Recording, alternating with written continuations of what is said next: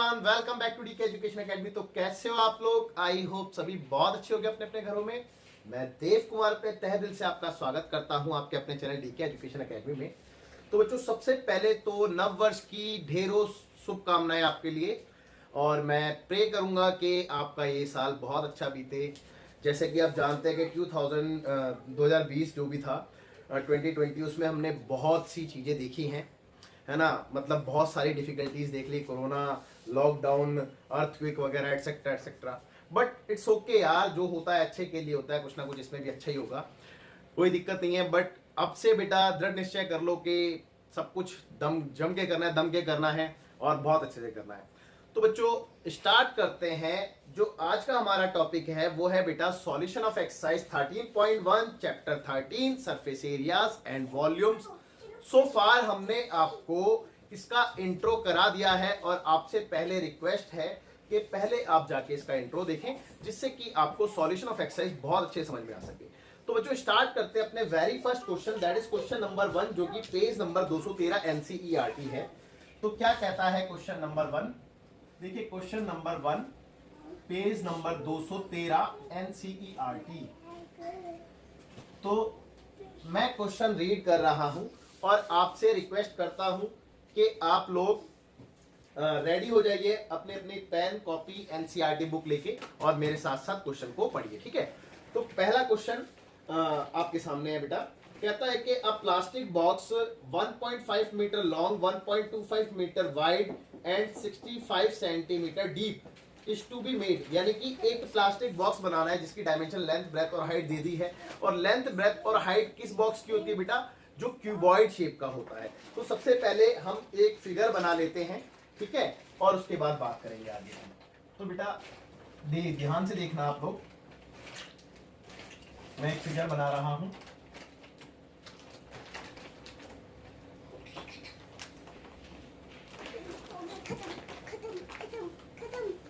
तो बच्चों फिगर आपके सामने है, जिसमें से ये लेंथ होती है, ये ब्रेथ होती है और ये हाइट होती है ना। तो कुछ कुछ क्यूब के जैसा लग रहा हो तो उस चीज को इग्नोर करें आप। ये क्यूबॉइड है, और मैं इसकी डायमेंशन लिख देता हूं रीड करके। इसकी डायमेंशन है बेटा लेंथ 1.5 मीटर लॉन्ग, यानी कि जो एल दे रखी है आपको वो है 1.5 मीटर, ठीक है। इसके बाद आफ्टर दैट जो इसकी ब्रेथ है, यानी कि जो वाइड है, चौड़ा है 1.25 मीटर, तो इसकी ब्रेथ हो गई बेटा 1.25 मीटर, और इसकी हाइट आई थिंक 65 सेंटीमीटर थी, है ना। लेट मी चेक, 65 सेंटीमीटर बिल्कुल ठीक है, यही है। और मैंने आपको बताया था कि जब भी आप इसका एरिया या वॉल्यूम कैलकुलेट करते हैं तो आपने इस बात का ध्यान रखना है कि जो यूनिट्स होती हैं बेटा वो सेम होनी चाहिए। ये नहीं कि कुछ यूनिट मीटर में है, कुछ सेंटीमीटर में है, कुछ मिलीमीटर में है, तो ऐसे नहीं चलता। तो सबसे पहले या तो आप इसको सेंटीमीटर में कन्वर्ट कर लो या फिर इसको मीटर में कन्वर्ट कर लो, है ना। तो चलो मैं इसको मीटर में अगर लिखूंगा तो क्या लिखूंगा बेटा? 100 से डिवाइड कर दूंगा तो कितना जाएगा? 0.65 मीटर, इतने मीटर रखा, ठीक है। ओके, अब आगे देखिए, आगे क्या लिखा है। कहता है कि डीप के बाद it is open at the top. ये ऊपर से खुला हुआ बॉक्स है, यानी कि इसका ऊपर का सरफेस नहीं है, ऊपर है वहां से। और आगे लिखा है बेटा इग्नोरिंग द थिकनेस, जो इसकी मोटाई है उसको आपने इग्नोर करना है, उस पर ध्यान नहीं देना। और ऑफ द प्लास्टिक शीट, ठीक है। Determine number 1 the area of the sheet required for making the box, यानी कि आपने वो एरिया निकालना है जितनी आपको शीट की जरूरत है, ठीक है ना। यानी कि फर्स्ट तो आप क्या करोगे बेटा कि आप नंबर 1 में क्या कैलकुलेट करोगे? Surface area. तो surface area of plastic sheet कह लो इसको, ठीक है। ओके, और नंबर 2 एक बार मैं पढ़ लेता हूं, नंबर 2 में क्या बोला है। इसके बाद नंबर 2 में बोला है बेटा the cost of sheet for it is if a sheet measuring 1 metre cost ₹20। अगर 1 मीटर स्क्वायर की कॉस्ट ₹20 है तो आपने इसकी कॉस्ट बतानी है, ठीक है। ओके, तो अब आगे देखते हैं, यानी कि कॉस्ट ऑफ प्लास्टिक शीट आपने कैलकुलेट करनी है। लेकिन ये दे दिया कि जो कॉस्ट है वो बेटा कैसे दे रखी है? इसकी रेट है बेटा ₹20 पर मीटर स्क्वायर। एक बार और चेक कर लेते हैं इस चीज को, ₹20 पर मीटर स्क्वायर, बिल्कुल ठीक है। तो तो ये पूरा क्वेश्चन आपके सामने है और देखिए इसका सॉल्यूशन फटाफट हम करते हैं, कोई दिक्कत कोई परेशानी है नहीं। तो अगर मैं नंबर 1 की बात करूं तो बेटा आपका रिक्वायर्ड एरिया क्या है बेटा, रिक्वायर्ड एरिया है बेटा आपका एरिया ऑफ प्लास्टिक शीट है ना। तो एरिया ऑफ प्लास्टिक शीट, तो बेटा प्लास्टिक शीट इसमें कितनी लगेगी बेटा, जाहिर सी बात है इसके 5 फेस में लगेगी क्योंकि ऊपर से ओपन है ना। तो बेटा पूरे का छोड़ो आप, इसका कर्ड सरफेस एरिया क्या होता है आप मेरे को बताओ भाई। कर्ड सरफेस एरिया में बेस का एरिया प्लस कर दो, सिंपल सी बात है। तो कर्ड सरफेस एरिया मैंने आपको फॉर्मूला बताया था 2l + b × h, और इसमें बेस का एरिया प्लस कर दिया तो l × b, ठीक है। तो यहां तक आपको कोई डाउट नहीं होना चाहिए। और आगे देखते हैं इसके बाद, देखिए आफ्टर दैट वैल्यू पुट करनी है तो l की वैल्यू कितनी है बेटा 1.5 प्लस b कितना है 1.25 इंटू हाइट 0.65 प्लस l कितना है 1.5 और b कितना है बेटा यहाँ पे 1.25। यहां तक आपको कोई डाउट नहीं होगा बेटा। और इसके बाद बस इसको कैलकुलेट करना रह गया है, दैट्स इट। तो बेटा अगर मैं इसकी कैलकुलेशन की बात करूं तो देखिए ये 2 एज इट इज भाई, दोनों को प्लस करके लिख देंगे। तो 1.5 यानी कि 1.50 और 1.25 को हम कैसे लिखेंगे 5 5 2 7 2.75 है ना, ये आ गया आपका 2.75 और इंटू में क्या है बेटा 0.65 और प्लस दिस इंटू दिस यानी कि 15 इंटू 125 अगर मैं करूं तो 125 इंटू 15 तो कितना आएगा बेटा 5 25 25 का 5 कैरी हुआ 2 5 2 10 2 12 का 2 कैरी हुआ 1 5 में 5 और 1 6 और 125 एज इट इज। तो 5 5 2 7 6 2 8 और 1 यानी कि 1875 और 2 और 1 3 के पहले पॉइंट आ जाएगा तो पॉइंट यहाँ पे आ जाएगा, ठीक है ना बेटा। ओके, अभी तक भी आपको कोई डाउट नहीं होगा। अब फर्दर इन तीनों को इंटू करेंगे और अपना आंसर लिखेंगे है ना। तो मैं एक काम करता हूं, पहले इन दोनों को इंटू कर देता हूं 65 इंटू 2। तो 65 इंटू 2 करूंगा 5 2 10 का 0 कैरी हुआ 1 6 2 12 1 13 यानी कि 130 और 130 2 के पहले पॉइंट लगेगा बेटा, तो 2 के पहले पॉइंट लगेगा तो 1.3 आ जाएगा इन दोनों को मल्टीप्लाई करके। तो 1.3 को इससे मल्टीप्लाई करना है, किससे 275 को 1.3 को करना है ना 2.75।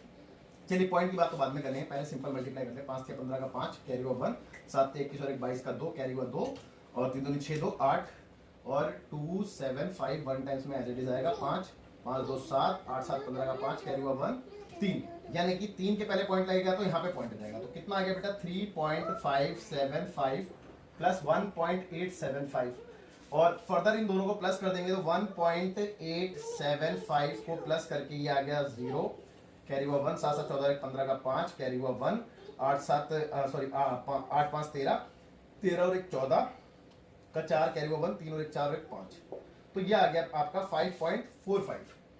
तो बच्चों 5.45 मीटर स्क्वायर इतनी शीट आपकी लगेगी इसमें और ये आपका पहला आंसर हो गया, ठीक है ना बच्चों। अब देखो सेकंड में आपसे क्या बोला था, सेकंड में आपसे बोला था कि आपने इस शीट की कॉस्ट बतानी है ना। तो कॉस्ट ऑफ, यहां से सेकंड पॉइंट है ना, कॉस्ट ऑफ प्लास्टिक शीट, ठीक है। तो बेटा कैसे बेटा आपने क्या करना है, ऑब्वियस सी बात है कि जितना एरिया लग रहा है उसको उससे मल्टीप्लाई कर देना, उसकी रेट से ऐसे ही निकालते हैं ना बेटा। तो 5.45 इंटू 20, ठीक है। तो इतने रुपीस आपकी कॉस्ट आने वाली है। अब देखते हैं कितनी मल्टीप्लाई करके। तो 2 से इंटू का तो 5 दूनी 10 का 0 कैरी हुआ 1 और 4 दूनी 8 और 1 9 और 5 दूनी 10। तो 2 के पहले पॉइंट आ जाएगा तो यहाँ पे पॉइंट आ गया है ना, हाँ 2 के पहले पॉइंट। तो ये आ गया बेटा आपका रुपीस 10.90, इतने रुपए आपकी कॉस्ट आ गई।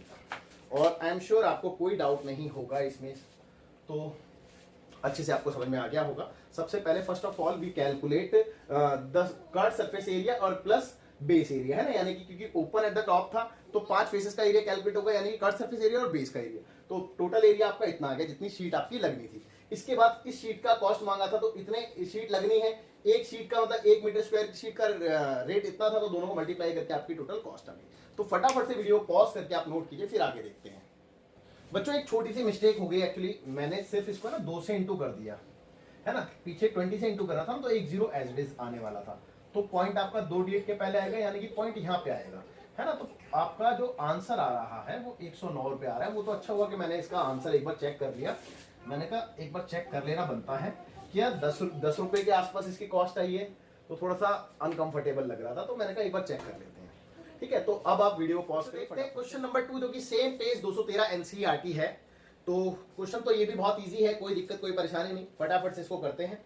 कहता है the length breadth and height of a room, एक रूम की लेंथ ब्रेथ और हाइट दे रखी है। अब आपको पता है कि जो रूम होता है वो क्यूबॉइड शेप का होता है और जैसे कि मैंने पहले क्वेश्चन में ही बताया लेंथ ब्रेथ और हाइट सिर्फ और सिर्फ क्यूबॉइड की होती है ना।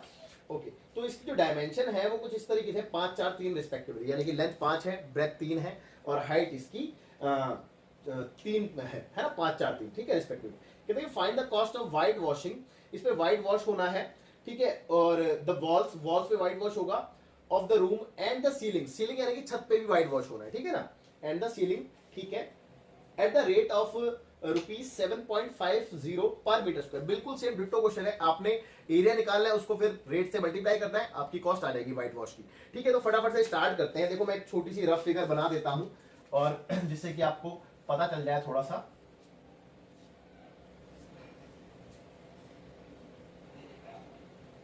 तो ध्यान से देखेंगे बेटा।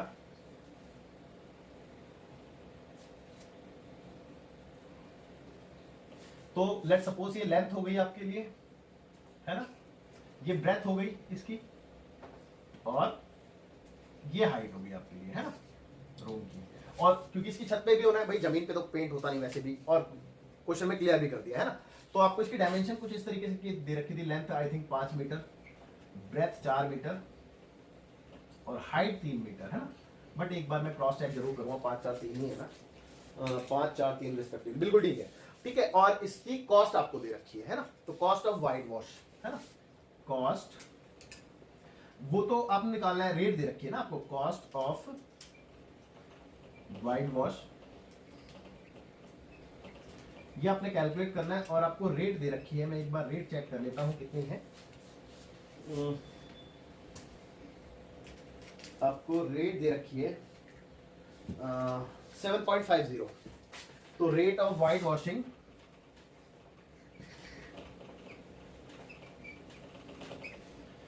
कितनी है, ₹7.50 पर मीटर स्क्वायर, ये आपको रेट दे रखी है। ठीक है, तो बस क्वेश्चन तो इतना ही है, तो फटाफट से इसको सॉल्व करते हैं देखते हैं कैसे। तो देखिए बच्चों, सबसे पहले तो आप रिक्वायर्ड एरिया निकाल दो। तो रिक्वायर्ड एरिया कैसे निकालेंगे बेटा, एरिया ऑफ 4 वॉल्स यानी कि कर्व सरफेस एरिया हो जाएगा, और उसके बाद आपने उसमें सीलिंग का एरिया प्लस करना है, यानी कि एक अपर फेस प्लस हो जाएगा। ठीक है, तो एक बार देखते हैं फटाफट से। तो बच्चों रिक्वायर्ड एरिया जैसे कि मैंने आपको बताया, तो एरिया 4 वॉल्स यानी कि कर्व सरफेस एरिया हो गया, तो कर्व सरफेस एरिया प्लस करेंगे तो curve surface area of room, है ना, और प्लस में सरफेस एरिया ऑफ सीलिंग, है ना, तो सरफेस एरिया ऑफ सीलिंग। तो बेटा कर्व सरफेस एरिया का फॉर्मूला मैंने आपको बता रखा है 2L + B इंटू में H, और सीलिंग की बात करें तो देखो टॉप H ये होगा ना, तो टॉप H का बॉटम के इक्वल, तो बॉटम का होता है LB, तो ये टॉप का भी तो LB होगा, तो L इंटू बी। मैंने कहा था ना बिल्कुल सेम डिट्टो वही क्वेश्चन है, क्वेश्चन नंबर 1 के जैसा, तो उसमें भी यही चीज कैलकुलेट की थी, इसमें भी फर्क इतना है कि उसमें टॉप की जगह बॉटम का एरिया कैलकुलेट किया था, है ना, क्योंकि ऊपर से ओपन था। चलिए उससे कोई दिक्कत नहीं। तो बेटा 2L की बात करें तो 5 है, B कितना है 4, और हाइट इसकी 3 है, L 5 B 4, है ना। ओके, तो देखो 2 इंटू 5 4 9 इंटू 3 और 5 और 20, तो भैया इन तीनों को इंटू करके कितना आ गया 3 दूनी 6 और 6 नीम 63, है ना, सॉरी 6 नीम 54, मैंने गलत बोल दिया। तो 54 + 72 और दोनों को फर्दर प्लस करके 5 2 7 74 मीटर स्क्वायर, चेक कर लो, है ना। तो इतना इसका सरफेस एरिया है जहां पे हमने व्हाइट वॉश करानी है। अब हम कॉस्ट निकाल सकते हैं, कॉस्ट ऑफ व्हाइट वॉशिंग, है ना, तो कॉस्ट ऑफ व्हाइट वॉशिंग कैसे बेटा, रेट को आप मल्टीप्लाई कर दोगे इसके एरिया से, तो एरिया कितना है जिसपे हमने व्हाइट वॉश करना है वो है 74, उसकी रेट कितनी दे रखी थी आपको 7.50, इतने रुपए। तो आपका टोटल प्राइस आ जाएगा कितना रुपए आपने लगने हैं। अब देखो एक काम करते हैं, पॉइंट हटा देते हैं, 2 जीरो लगा देते हैं। इससे बेनिफिट ये होगा कि थोड़ी सी कैलकुलेशन इजी हो जाएगी, अदरवाइज आप दोनों को मल्टीप्लाई भी कर सकते हो, कोई बड़ा इशू नहीं है, जैसा आपको ठीक लगे वैसा करो। ठीक है, तो मैं 5 से काट रहा हूं इनको, 5 वन जा और 2 इधर गया तो 5 पंजे 25, 0 का 0 और 5 से 2 बारी में, फिर फर्दर 5 0 से 0 तो कैंसिल ही हो गया एक। ठीक है, ओके, अब 2 से ये कैंसिल हो सकता है, तो कितने टाइम्स में, 3 जा और 7 जा, 37 टाइम्स में, तो 37 इंटू 15, दोनों मल्टीप्लाई कर लेते हैं 37 इंटू 15 को, तो 5 7 35 का 5 कैरी हुआ 3 और 5 दिया 15, 15 16 17 18 और 37 एज इट इज, तो 5 8 8 7 15 का 5 कैरी हुआ 1, 3 और 4 5, तो 555 रुपए आपकी टोटल कॉस्ट आ गई। तो इतने रुपए आपको लगेंगे व्हाइट वॉश कराने में विद सीलिंग, है ना, छत के साथ। ठीक है बच्चों, ओके, तो आई एम श्योर आपको बात समझ में आ गई होगी और आप वीडियो को पॉज करके फटाफट से देखते हैं बच्चों क्वेश्चन नंबर 3, जो कि सेम पेज 213 एनसीईआरटी है। तो क्या कहता है क्वेश्चन, क्वेश्चन में लिखा है the floor of a rectangular hall, एक रेक्टेंगुलर हॉल है, ठीक है, हैज अ पेरीमीटर 250 मीटर और उसका पेरीमीटर आपको दे दिया है 250 मीटर। पेरीमीटर समझते हैं ना बेटा, है ना, तो जो रेक्टेंगुलर हॉल होगा उसका पेरीमीटर आपको गिवन है। ठीक है, तो पेरीमीटर मैं यहां पे लिख देता हूं साइड में, जो जो आपको गिवन इंफॉर्मेशन है। एक तो perimeter of rectangular hall given है आपको,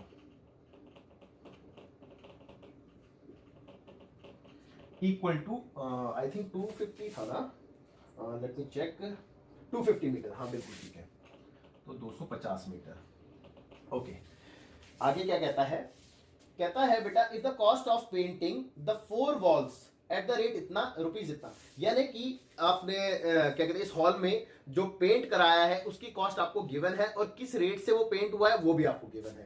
तो कॉस्ट आपकी है 15,000 रुपए, है ना, तो ये है cost of painting the 4 walls, है ना,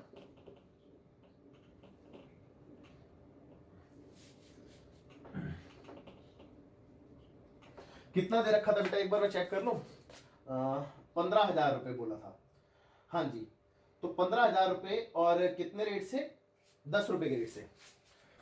ठीक है, तो 15,000 रुपए 10 रुपए के रेट से, तो cost of painting the 4 walls is equal to ₹15,000 और किस रेट से बेटा, cost rate of painting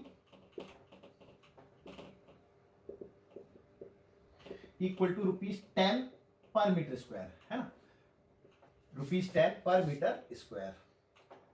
okay, that's it, बस ये क्वेश्चन है। तो अब तो देखो क्वेश्चन बहुत आसान है और क्वेश्चन अगर मैंने कंप्लीट नहीं किया है तो क्वेश्चन में फाइंड करने के लिए आपसे बोला find the height of the hall, तो हॉल की आपने हाइट बतानी है। अब भाई जाहिर सी बात है, ये जो हॉल है ये कैसा होगा बेटा, ये बिल्कुल क्यूबॉइड शेप का ही होगा, इसमें कोई शक नहीं है ना, तो मैंने फिगर नहीं बनाई है, क्यूबॉइड सेम ही होता है, आपको पता ही है हॉल कैसा होगा, तो मैं सीधा काम कर रहा हूं। अब देखो सीधी सी बात है, मैंने अभी थोड़ी देर पहले आपको कॉस्ट निकालनी सिखाई थी, पहले 2 क्वेश्चनों में मैं बेसिकली कॉस्ट कैसे निकाल रहा था, जो एरिया होता था, जो रिक्वायर्ड एरिया होता था उसको इसकी रेट से मैं मल्टीप्लाई कर रहा था तो कॉस्ट आती थी, है ना। अब देखो एरिया जो भी रिक्वायर्ड एरिया होता था, अब इस हॉल की बात करूं तो मैंने इस पे कहां पे पेंट करना है बेटा, 4 वॉल पे, और उसी की मेरे को कॉस्ट दे रखे, तो रिक्वायर्ड एरिया 4 वॉल्स है ना, तो रिक्वायर्ड एरिया क्या है बेटा, 4 वॉल्स का मतलब क्या हुआ, कर्व सरफेस एरिया हो गया हॉल का, है ना, तो कर्व सरफेस एरिया अगर मैं बात करूं एरिया निकालने की, तो मैं एरिया कैसे निकालूंगा, देखो आप ये रेट इधर डिवाइड में रहेगी, तो एरिया इक्वल टू क्या हो जाएगा बेटा, कॉस्ट अपॉन में रेट हो जाएगा, चेक कर लो, ठीक है, इसमें कोई डाउट नहीं है। तो बच्चों सबसे पहला काम तो हमारा यही था कि अगर मुझे एरिया मिल जाएगा तो मैं उसका यूज करके क्या कहते हैं आगे हाइट निकाल पाऊंगा। देखिए कैसे, तो बेटा सबसे बड़ी बात यह है कि कॉस्ट आपको गिवन है जितनी भी है, ठीक है, कॉस्ट निकलती कैसे बेटा, area into required area into rate, है ना, रिक्वायर्ड एरिया इंटू रेट, ठीक है। तो बेटा अगर मैं रिक्वायर्ड एरिया की बात करूं तो वो तो कर्व सरफेस एरिया है, तो यहां पे लिख दूं मैं कर्व सरफेस एरिया या फिर एरिया ऑफ 4 वॉल्स, चलो एरिया ऑफ 4 वॉल्स लिख देता हूं, है ना, तो एरिया ऑफ 4 वॉल्स, तो बेटा एरिया ऑफ 4 वॉल्स कैसे निकलेगा, कॉस्ट डिवाइडेड बाय रेट, तो कॉस्ट कितनी है 15,000 रुपए, चेक कर लो, और आपको रेट कितनी दे रखी है बेटा 10 रुपए, भाई रेट 10 रुपए है ना, तो ये इतना आ गया। अच्छा अब एरिया ऑफ 4 वॉल्स की अगर मैं बात करूं तो जैसे कि मैंने आपको बताया कर्व सरफेस एरिया, और कर्व सरफेस एरिया होता क्या है बेटा, वो होता है 2L + B × H, चेक कर लो यही तो होता है। और बराबर क्या है बेटा 1500। इसमें कोई डाउट नहीं होगा भाई, मैंने रिक्वायर्ड एरिया क्या है, एरिया 4 वॉल्स, यही तो होगा ना, तो मैं इसको इससे इक्वेट करा सकता हूँ। जी बिल्कुल। अब देखो मेरे को ना एक चीज दे रखी थी, पैरामीटर ऑफ रेक्टेंगुलर हॉल। तो रेक्टेंगुलर हॉल पैरामीटर, यार देखो ना, ये अगर रेक्टेंगुलर क्या कहते हैं हॉल का बेस है, लेट्स सपोज ये फ्लोर है, उस फ्लोर का ये लेंथ होगी, ये ब्रेथ होगी, जाहिर सी बात है। तो इसका पैरामीटर क्या होता है, इसका पैरामीटर हमने ये तो सीखा है 12+b। तो इसका मतलब आपको इसकी वैल्यू इनडायरेक्टली 250 गिवन है। तो इसका मतलब ये हुआ कि मैं इसकी जगह क्या लिख सकता हूं बेटा, 250 लिख सकता हूं, है ना, और इनटू में h एज इट इज आ गया, बराबर 1500। चेक कर लो, तो h की वैल्यू मेरे पास डायरेक्ट आ गई, चेक कर लो, 1500 डिवाइडेड बाय 250, 0 से 0 कैंसिल हुआ, और 25 से 6 बारी में 150 कट जाता है। तो हाइट ऑफ, अब ये यूनिट क्या थी, मीटर चल रहा था, है ना, तो मीटर, इतने मीटर इसकी हाइट आ गई। तो hence the height of the hall is 6 metre. तो उम्मीद करता हूं बेटा क्वेश्चन आपको अच्छे समझ में आ गया होगा। अब वीडियो को पॉज करके नोट बच्चों देखते हैं क्वेश्चन नंबर 4, जो कि सेम पेज 213 एनसीईआरटी है। तो इसमें लिखा है the paint in a certain container, यानी कि किसी कंटेनर के अंदर पेंट है, is sufficient to paint an area equal to 9.375 metre square. यानी कि इसके अंदर इतना पेंट है कि आप इतने एरिया यानी कि 9.375 मीटर स्क्वायर एरिया को पेंट कर सकते हो। ठीक है, तो इसमें इतना है, यानी कि ठीक है। तो आगे कहता है कि how many bricks of dimension, जो ब्रिक्स हैं बेटा, ब्रिक्स किस शेप की होती है बेटा, आप जानते हैं भाई, ब्रिक्स तो आपने देखी है ना किस शेप की होती है। ब्रिक्स जो आपकी होती है वो क्यूबॉइड शेप की होती है, आप जानते हैं इस बात को अच्छे से। तो लेट सपोज कुछ इस शेप की ब्रिक्स होंगी, और उसके लिए बोला गया है जिसकी डायमेंशन आपको लेंथ, ये लेंथ होगी, ये ब्रेथ होगी, ये हाइट होगी। तो लेंथ कितनी बोली है क्वेश्चन में? क्वेश्चन में लेंथ बोली है आपसे 22.5 सेंटीमीटर, 22.5 सेंटीमीटर, और ब्रेथ यानी कि 10 सेंटीमीटर, और height 7.5 centimetre.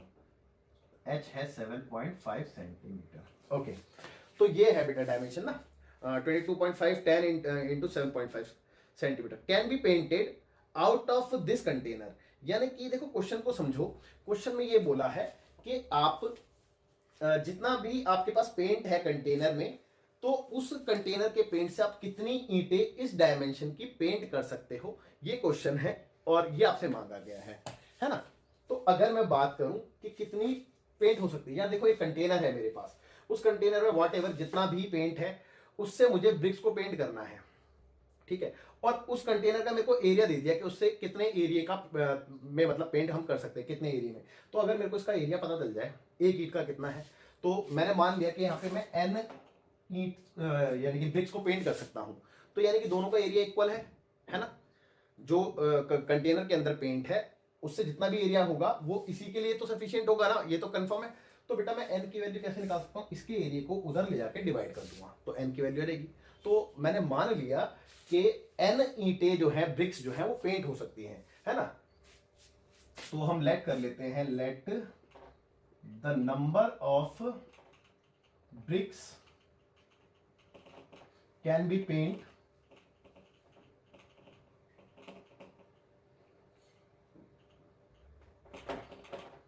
Equal to n, है ना, n हमने मान लिया है।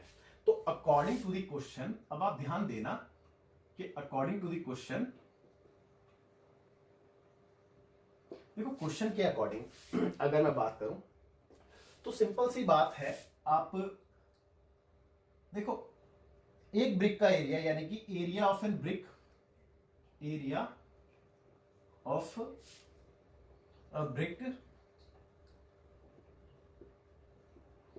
इंटू एन इक्वल टू आएगा 9 पॉइंट कितना गिवन था हमें, एक बार मैं देख लेता हूं, 9.375 मीटर स्क्वायर, 9.375 मीटर स्क्वायर। यानी कि भैया देखो ना, सुनो मेरी बात को, आप एक ब्रिक का एरिया इंटू एन ब्रिक्स है, तो मैंने ये मान लिया कि भैया इसमें जितना ही पेंट है उससे इतनी ब्रिक्स पेंट हो सकती हैं, है ना। तो ये दोनों का एरिया बराबर ही तो होगा अकॉर्डिंग टू द क्वेश्चन, इसमें कोई डाउट नहीं होगा। तो बेटा अगर मेरे को एक ब्रिक का एरिया पता चल जाए तो मैं उधर डिवाइड में ले आऊं तो एन की वैल्यू निकाल पाऊंगा। क्वेश्चन तो सिर्फ इतना है। अब बात ये आती है कि एक ब्रिक का एरिया मैं कैसे निकालूंगा। तो ऑब्वियसली बात है मैं सरफेस एरिया का फॉर्मूला लगा दूंगा। लेकिन अब एक छोटी सी इसमें प्रॉब्लम मैंने फेस करी, मैंने ऑब्जर्व किया कि यहाँ पे मीटर है और यहाँ पे सेंटीमीटर है। तो भैया यहाँ पे आप फंस जाओगे क्योंकि यूनिट अलग अलग होंगे, या तो ये भी सेंटीमीटर में होता या फिर ये मीटर में होता। तो आप इसको मीटर में कन्वर्ट कर लीजिए तो ज्यादा बेटर है। तो देखो इसको मीटर में कन्वर्ट करने का क्या तरीका है, 100 से डिवाइड करूंगा। जब मैं 100 से डिवाइड करूंगा तो 2 के पहले पॉइंट आ जाएगा, तो ये हो जाएगा 0.22 m, सॉरी 225 m। और ये कितना हो जाएगा भाई 0.10 हो जाएगा, और ये कितना हो जाएगा 0.075 m। कोई डाउट नहीं होगा भाई, 2 के पहले पॉइंट खिसकेगा ना, सिंपल सी बात है। अब देखिए एरिया ऑफ ब्रिक की बात करूं तो 2LB BH और HL इंटू एन बराबर 9.375 मीटर स्क्वायर। अब इसकी डायमेंशन देख लेते हैं। तो 2 विद इन ब्रैकेट L कितना है, L है आपका 0.25 B कितना है बेटा, B है 0.10 प्लस B है 0.10, H 0.075 और प्लस H 0.075 इंटू L जो कि है 0.225, दैट्स इट। और इक्वल टू में ये, हाँ इंटू में n है, उसके बाद इक्वल टू में 9.375 मीटर स्क्वायर। ओके तो बच्चों अब देखो इसको है ना आपने कैलकुलेट करना पड़ेगा, और कोई तो तरीका है नहीं भाई, कैलकुलेट तो करना पड़ेगा, यानी कि मल्टीप्लाई तो करना पड़ेगा। तो भैया 2, अगर मैं इन दोनों की कैलकुलेशन की बात करूं तो सिंपल सी बात है, देखो 1 से इंटू होगा। आप एक काम करो, पॉइंट को लेके कंफ्यूज रहते हैं बच्चे, पॉइंट हटा दो। देखो 3 यानी कि 3 डिजिट है तो 1000 आएगा, यहाँ पे 100 आएगा, यहाँ पे 100 आएगा, यहाँ पे 3 0 1000 आएगा, यहाँ पे 3 0 है यानी 3 डिजिट, यहाँ पे भी 3 डिजिट है, तो ये आने वाला है। ठीक है ओके अब एटलीस्ट बेनिफिट क्या मिलेगा कि यार आप है ना इस पॉइंट की वजह से कंफ्यूज नहीं होंगे। अब देखिए दोनों को मैंने मल्टीप्लाई किया तो यहाँ पे कितना है 1 ही लिखा है, तो कितना आ गया बेटा 225 ही आएगा। आप चेक कर लो क्योंकि यहाँ पे तो 1 लिखा है, सॉरी 10 लिखा है, तो एक 0 और आ जाएगा यहाँ पे। ठीक है दैट्स इट, यही आएगा क्योंकि 10 लिखा था ना। और अपॉन में कितना आएगा दिस इंटू दिस, यानी कि 1000 के आगे आप 2 0 इसकी लगा दो। ठीक है फिर प्लस में यहाँ पे भी देखो इन दोनों को इंटू करूंगा तो यहाँ पे 75 है और यहाँ पे 10 है, तो ये 750 बन जाएगा। और दिस इंटू दिस यानी कि 1000 के आगे 3 0 और सॉरी 2 0 और आ जाएंगे। सिमिलरली अगर मैं इसकी बात करूं तो इन दोनों को मेरे को मल्टीप्लाई करना पड़ेगा, और यहाँ पे है कितना बेटा, ये 225 है और ये 75 है, तो देखो साइड में कर लेता हूँ 225 और ये 75। तो जब मैंने इसको इंटू किया तो कितना आ गया, 5 से करूंगा, 5 5 25 का 5 कैरी हुआ 2, 5 दूनी 10, 10 2 12 का 2 कैरी हुआ 1, 5 दूनी 10, 10 और 1 11। भाई ठीक कह रहा है, 5 5 25 का 5 कैरी हुआ 2, 5 दूनी 10, 10 2 12 2 1, 5 दूनी 10 और 11। हाँ ठीक है 7 5 35, 35 का 5 कैरी हुआ 3, और 7 दूनी 14, 15 16 17, 17 का 7 कैरी हुआ 1, 7 दूनी 14 और 1 15। तो भैया मेरे भाई 5 5 2 7, 7 और 1 8, 5 और 1 6 और 1, ये आ गया बेटा दोनों को मल्टीप्लाई करके 16875 है ना। ओके और नीचे आ जाएंगे भैया, एक काम करता हूँ नीचे भी मैं 5 0 ही बनाता हूँ, तो एक 0 मैं इधर से हटा के इधर पॉइंट लगा सकता हूँ ना, तो यहाँ पे पॉइंट आ जाएगा, बस फर्क कितना है 1 डिजिट के पहले। और नीचे अब सेम नंबर ऑफ जीरोस रहेंगी जितनी चल रही थी, और इनटू में n बराबर 9.375 मीटर स्क्वायर। ओके अब देखिए इसके बाद क्वेश्चन में ज्यादा कुछ नहीं बचा है, आप एलसीएम लेके बस प्लस ही तो कर रहे हैं, इसको तो चाहो तो आप बाहर निकाल दो, इसको बाहर ही निकाल देते हैं, काम करते हैं। तो देखो 2 अपॉन में 1 लाख आ गया बाहर, है ना। तो विद इन ब्रैकेट क्या बच गया भाई, this plus this plus this, यही तो बचेगा।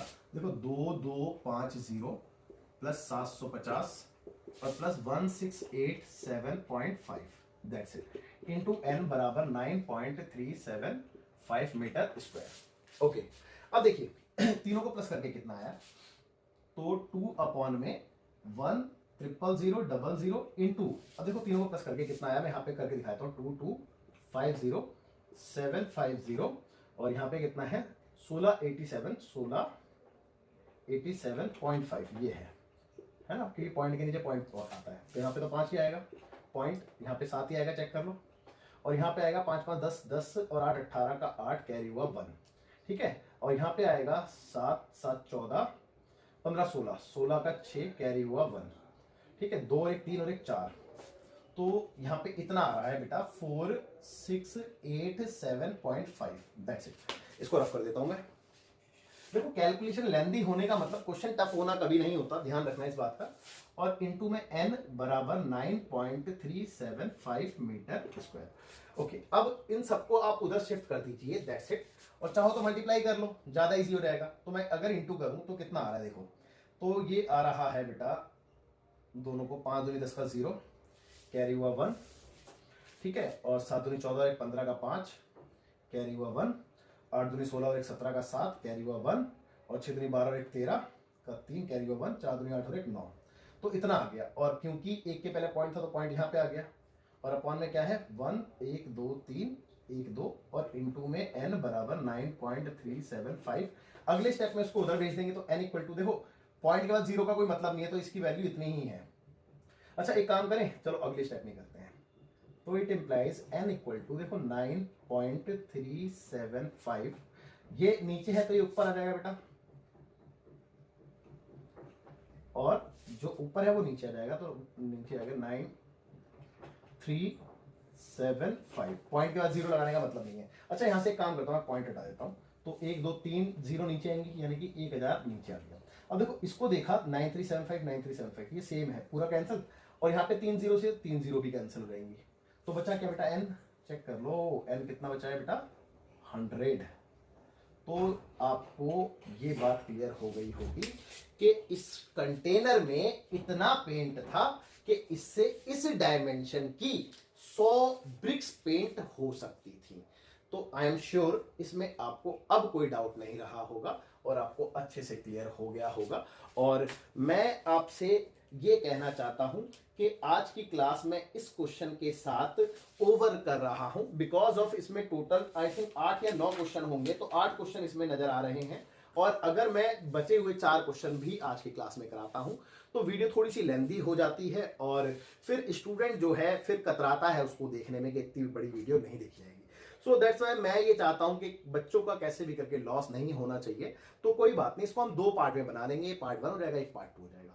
तो बच्चों आप वीडियो को पॉज करके नोट कीजिए, और आप लोगों से फिर हम मिलते हैं अगले लेक्चर में, और इसको कंटिन्यू करेंगे अगले लेक्चर में। सो बाय, टेक केयर, जय हिंद, अपना ख्याल रखिए।